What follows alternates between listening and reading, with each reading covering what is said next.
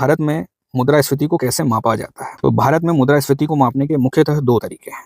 एक तो है कंज्यूमर प्राइस इंडेक्स, उपभोक्ता मूल्य सूचकांक, और दूसरा है थोक मूल्य सूचकांक, होलसेल प्राइस इंडेक्स। ये 2 इंडेक्स हैं जिन्हें देखकर हम बता सकते हैं कि हमारी अर्थव्यवस्था में महंगाई बढ़ रही है या महंगाई कम हो रही है। अब पहले देखते हैं कंज्यूमर प्राइस इंडेक्स को। कंज्यूमर प्राइस इंडेक्स क्या देखता है कि वस्तुओं और सेवाओं की कीमतें कम हुई हैं या ज़्यादा हुई हैं।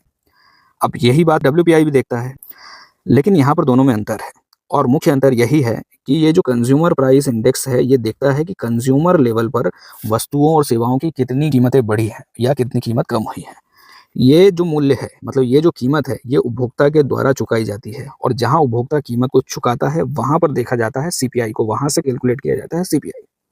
और वहीं पर ये जो डब्ल्यूपीआई है, डब्ल्यूपीआई देखता है थोक लेवल पर, मतलब बाजार में कंज्यूमर के लिए जो प्रोडक्ट्स अवेलेबल होते हैं उससे पहले देखता है डब्ल्यूपीआई की प्रोडक्ट्स की कीमतें बढ़ी हैं या कम हुई हैं।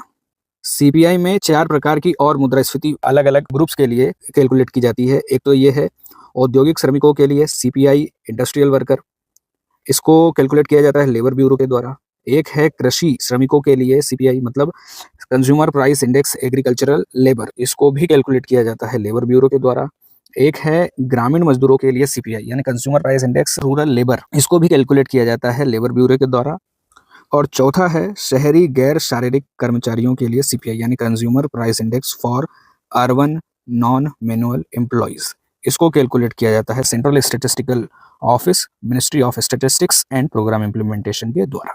कंज्यूमर प्राइस इंडेक्स का आधार वर्ष है 2012, और मॉनेटरी पॉलिसी कमेटी, मौद्रिक नीति समिति भी सीपीआई को देखकर यह देखती है कि अर्थव्यवस्था में महंगाई कितनी बढ़ी है, कितनी कम हुई है। डब्ल्यूपीआई की रेंज सीपीआई से ज़्यादा है, लेकिन यहाँ पर ध्यान रखना है कि डब्ल्यूपीआई में सिर्फ वस्तुओं की कीमतें देखी जाती हैं, जबकि कंज्यूमर प्राइस इंडेक्स में वस्तुओं और सेवाओं दोनों की कीमतें देखी जाती हैं। डब्ल्यूपीआई का आधार वर्ष है 2011-12, पहले 2004-5 था, 2017 में 2011-12 हो गया है।